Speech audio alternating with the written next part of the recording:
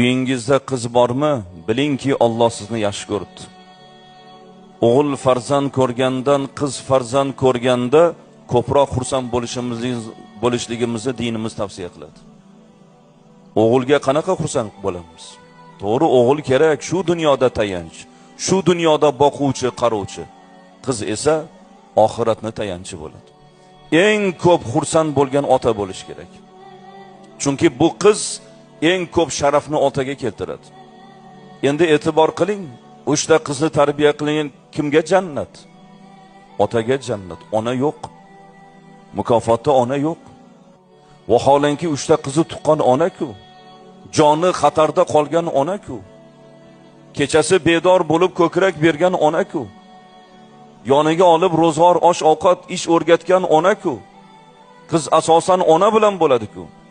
Mukofotga kelganda ona yo'q azizlar. Otaga jannat.